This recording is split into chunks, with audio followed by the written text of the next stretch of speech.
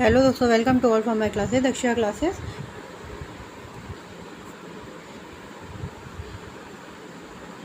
स्वागत है आपका हमारे इस चैनल पे। तो आज की इस वीडियो में हम बात करने वाले हैं बीएड एग्ज़ाम के बारे में। जैसे कि आप लोगों को पता है कि आपके बीएड के एग्ज़ाम 6 अगस्त से शुरू हो रहे हैं। पहले सब्जेक्टिव पेपर होता था, लेकिन इस बार ऑब्जेक्टिव पेपर होएगा, जिसकी वजह से स्टूडेंट बहुत परेशान है कि इसकी तैयारी कैसी की जाए। तो सबसे पहले आप लोगों को हम बता देना चाहती हूँ कि इसमें परेशान होने की कोई बात नहीं है, क्योंकि अगर आपने सब्जेक्टिव की तैयारी अच्छे से की है तो आपके ऑब्जेक्टिव क्वेश्चंस तो वहीं से बनेंगे, कहीं अलग से तो बनेंगे नहीं। तो बस यहाँ पर आपको तरीका हम बताएंगे कि आप अपने उसी एजी नोट से, अपनी बुक से किस तरीके से ऑब्जेक्टिव क्वेश्चंस बनाएं और उसको कैसे तैयार करें। तो चलिए वीडियो स्टार्ट करते हैं। वीडियो स्टार्ट करने से पहले अभी तक आपने हमारे चैनल को सब्सक्राइब नहीं किया तो प्लीज़ सब्सक्राइब कर लीजिए। वीडियो पसंद आए तो लाइक ज़रूर करिएगा, शेयर करिएगा, जिससे कि हम लोग आगे इस तरीके से वीडियो बना सकें। और बेल आइकन को जरूर प्रेस करिए ताकि आने वाले वीडियो का नोटिफिकेशन आपको मिल सके। चलिए वीडियो स्टार्ट करते हैं। यहाँ पर हमने जो आपकी बुक चलती है वहीं से क्वेश्चंस निकाले हमने। सब्जेक्टिव में क्या होता है कि आपकी पूरी थ्योरी याद करते हैं, पूरी कहानी पढ़ते हो, लेकिन जब ऑब्जेक्टिव तैयार करोगे तो आप लोग को सिर्फ फैक्ट याद करना होता है। आपके पास अगर कोई बुक है, इजी नोट्स है, कुछ भी है, जिससे भी आप लोग तैयारी कर रहे हो, वहाँ से आप फैक्ट निकालो, कोशिश करिए।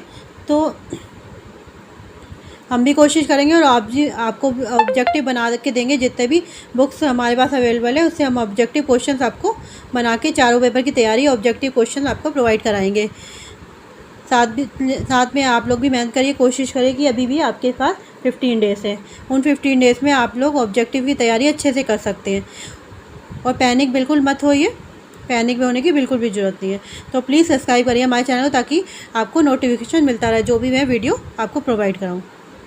तो फर्स्ट पेपर का ही आपका जो पेपर फर्स्ट है, शिक्षा का विकास, development of education in India, उसका आपका वैदिककालीन शिक्षा, बौद्धकालीन शिक्षा तथा मध्यकालीन शिक्षा, इन तीनों से मैंने ऑब्जेक्टिव बनाए हैं। आप लोग इसको पढ़िएगा और इसी तरीके से और भी क्वेश्चंस बनाने की हम कोशिश करेंगे। फर्स्ट क्वेश्चन है, भारत में प्राचीन काल में प्रचलित शिक्षा प्रणाली को कहा जाता है।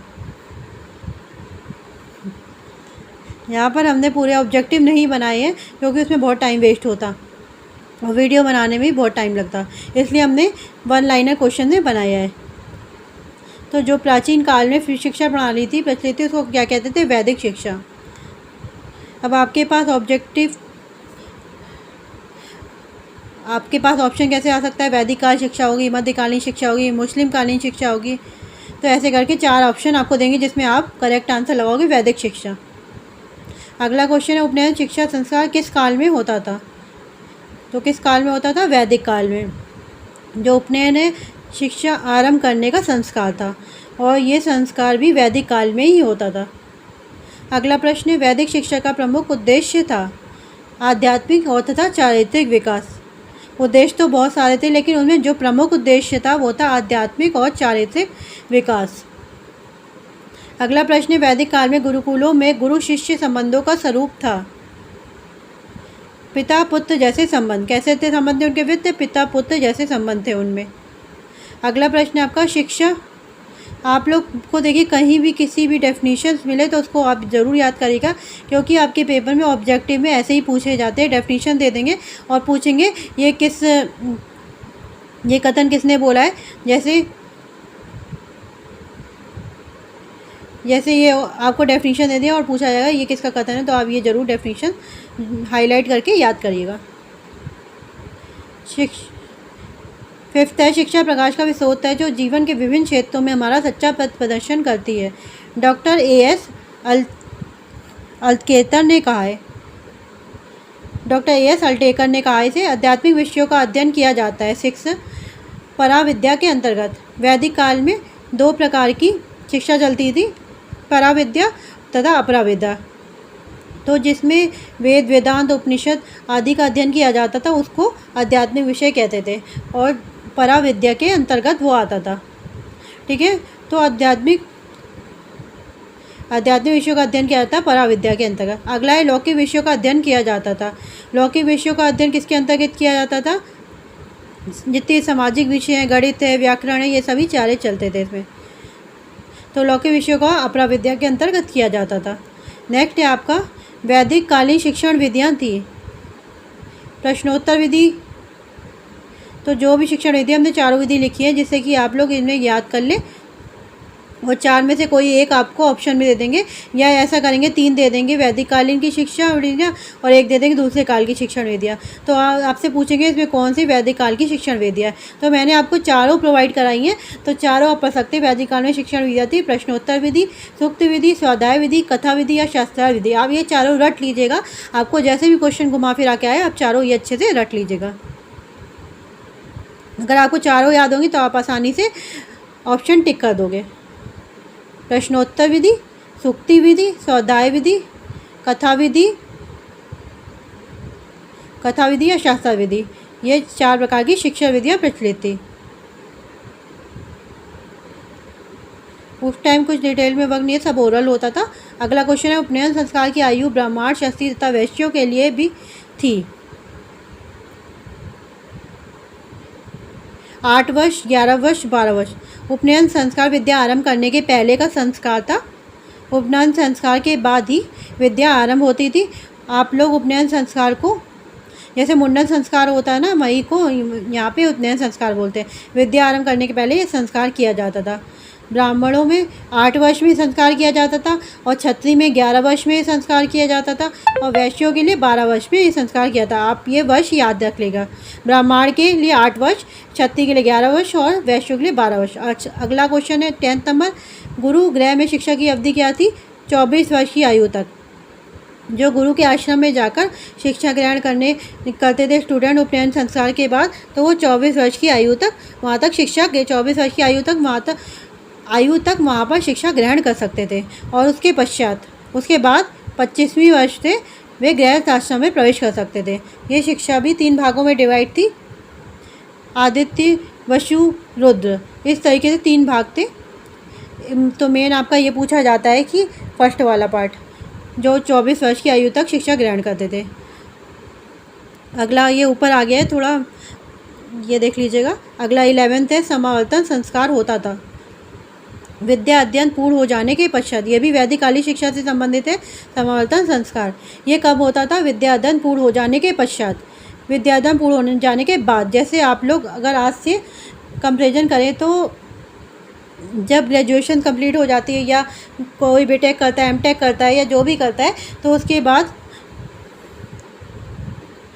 जिसमें डिग्री बढ़ती है, समारोह होता है ना, तो वही समावर्तन संस्कार होता था विद्या अध्ययन पूर्ण हो जाने के बाद। तो वही से इसी से रिलेटेड है। तो वैदिक काल में जो सत्र शुरू होते थे, अपना जो सत्र है जैसे कि जुलाई से शुरू होता है और अप्रैल में जाके मार्च में जाके ख़त्म हो जाता है, तो सेम यही सत्र शुरू होने का वहाँ भी सिस्टम था। श्रावण मास की पूर्णिमा से सत्र शुरू होता था। अब बौद्धकालीन शिक्षा के कुछ क्वेश्चन हम देख लेते हैं। सबसे पहला है बौद्ध धर्म के प्रवर्तक कौन थे? ठीक है, तो बौद्ध धर्म के प्रवर्तक कौन थे? गौतम बुद्ध। अगला बौद्ध काल में शिक्षा प्रारंभ का संस्कार था प्रवज्जा संस्कार। तो कौन सा था? प्रवज्जा संस्कार।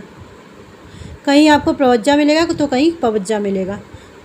तो प्रवज्जा संस्कार से बौद्ध कालीन से शिक्षा आरंभ होती थी। याद रखिएगा, वैदिक काल में उपनयन संस्कार होता था, बौद्ध कालीन शिक्षा में प्रवज्जा संस्कार होता है, और मध्यकालीन शिक्षा में या इस्लामिक शिक्षा में बिस्मिल्लाह संस्कार होता है। वैदिक काल में उपनयन होता था। एक बार फिर मैं आपको बता देती हूँ, वैदिक काल में उपनयन संस्कार होता था और बौद्ध काल में प्रवज्जा संस्कार होता था, और मुस्लिम शिक्षा जो होता है उसमें बिस्मिल्लाह खान संस्कार होता है। अगला है बौद्ध काल में शिक्षा समाप्त किए जाने पर कौन सा संस्कार संपन्न किया जाता था? उपसंपदा संस्कार। बौद्ध काल में शिक्षा समाप्त के पश्चात कौन सा संस्कार होता है? उपसंपदा संस्कार। बौद्ध काल में जो शिक्षा अध्ययन होता था वो मठों तथा संघों में होता था। जैसे कि वैदिक काल में गुरुकुल चलते थे, वैसे ही बौद्ध काल में मठ वगैरह, संघ और मठ चलते थे। ठीक है, अगला है मध्यम मार्ग प्रतिपदा सिद्धांत संबंधित है। किससे संबंधित है? बौद्ध दर्शन से। मध्यमा का मतलब होता है बीच का मार्ग। ना बहुत ज़्यादा टफ, बहुत ज़्यादा इजी, बीच का मार्ग। तो ये बौद्ध दर्शन से बौद्धकालीन शिक्षा से, बौद्ध दर्शन या बौद्धकालीन शिक्षा से संबंधित था। नेक्स्ट है 16 नंबर 4 अर्थ सत्य संबंधित है। 4 आर्य सत्य संबंधित है। 4 आर्य किससे संबंधित है? बौद्ध धर्म से। बौद्ध धर्म में बताया गया था कि 4 आर्य सत्य कौन कौन से?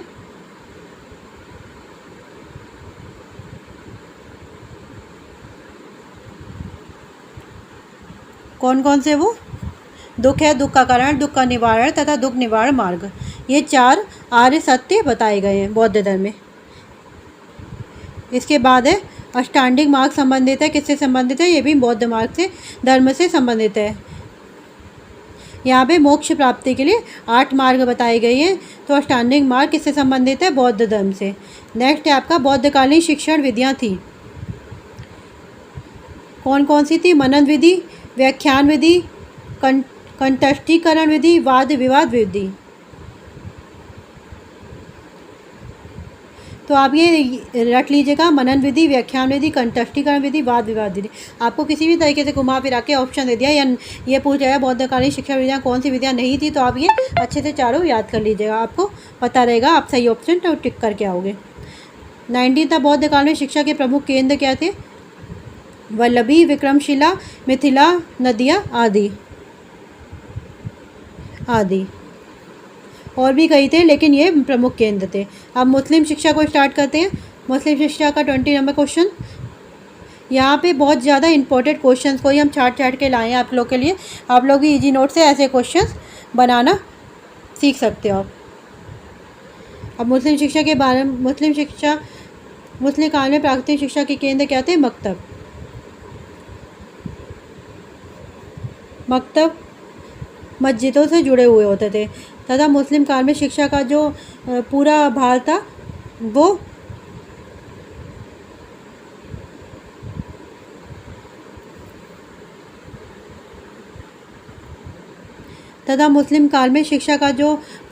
होता था वो राज्य उठाते थे। ठीक है। नेक्स्ट है मुस्लिम काल में उच्च शिक्षा के केंद्र थे। उच्च शिक्षा के क्या केंद्र थे? मदरसा। याद रखिएगा कि प्राथमिक शिक्षा मकतब में और उच्च शिक्षा मदरसा में। इसमें कंफ्यूज मत हो जाइएगा कि प्राथमिक शिक्षा मकतब में और उच्च शिक्षा के केंद्र कौन थे? मदरसा। ये क्वेश्चन बहुत पूछा जाता है तो इसमें बच्चों को कन्फ्यूजन रहता है। कोई भी कॉम्पिटिटिव एग्जाम पूछेंगे वहाँ भी ये क्वेश्चन पूछे गए हैं। नेक्स्ट है मुस्लिम काल में शिक्षा प्रारंभ करने का संस्कार था। तो कौन सा संस्कार था? जैसे मैंने अभी आपको बताया था, वैदिक काल में उपनयन, वैदिक काल में उपनयन संस्कार होता था। जैसे मैंने आपको बताया वैदिक काल में उपनयन संस्कार होता था, बौद्ध काल में संपदा संस्कार होता था और इसमें मुस्लिम काल में कौन सा संस्कार होता है? बिस्मिल्लाह संस्कार होता था। तो ये तीनों आप याद रखिए, इसमें कंफ्यूज मत हो जाइएगा। बिस्मिल्लाह संस्कार मुस्लिम काल में शिक्षा प्रारंभ होती थी। तो तीनों संस्कार आप लोग याद रखिएगा। वैदिक काल में उपनयन संस्कार था, बौद्ध काल में प्रवज्जा संस्कार था और मुस्लिम काल में बिस्मिल्लाह संस्कार, बौद्ध काल में प्रवज्जा संस्कार था।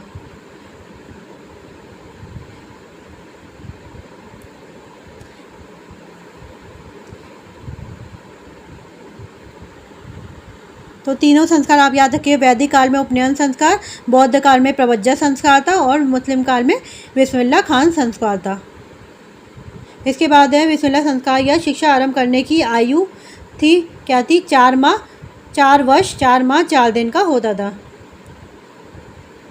4 वर्ष 4 माह 4 दिन का होता था। तो उम्र याद रखिए, ये अक्सर आती है एग्जाम में, तो ये मोस्ट इम्पोर्टेंट है। शिक्षण विधि थी मौखिक व प्रत्यक्ष विधि थी। नेक्स्ट है उच्च स्तर पर शिक्षा का माध्यम क्या था? फारसी भाषा। उच्च स्तर पर शिक्षा का माध्यम क्या था? फारसी भाषा। कामिल की उपाधि प्रदान की जाती थी साहित्य के छात्रों को। किसको प्रदान की जाती? साहित्य के छात्रों को। जो साहित्य के छात्र थे उनको कामिल की उपाधि प्रदान की जाती थी। अगला है आमिल की उपाधि प्रदान की जाती थी धर्मशास्त्र के छात्रों को। नेक्स्ट है फाजिल की उपाधि प्रदान की जाती थी दर्शन शास्त्र के छात्रों को। तो ये आपके कुछ महत्वपूर्ण क्वेश्चन थे जहाँ से क्वेश्चंस आने की पूरी संभावना है, उसको हमने आपके प्रोवाइड कराया है। और अगर इस वीडियो का रिस्पॉन्स अच्छा मिलता है तो मैं और भी वीडियो लेके आऊँगी। तो उससे रिलेटेड ऑब्जेक्टिव क्वेश्चन हम ज़रूर आपके लिए लाएंगे। तो प्लीज़ कमेंट बॉक्स में कमेंट जरूर करिएगा कि आपको ये वीडियो कैसी लगी, और प्लीज़ सब्सक्राइब जरूर करिएगा चैनल को। हम आपके लिए इतनी मेहनत करते हैं तो प्लीज़ सब्सक्राइब जरूर करिएगा, लाइक करिएगा, शेयर करिएगा। Thanks for watching.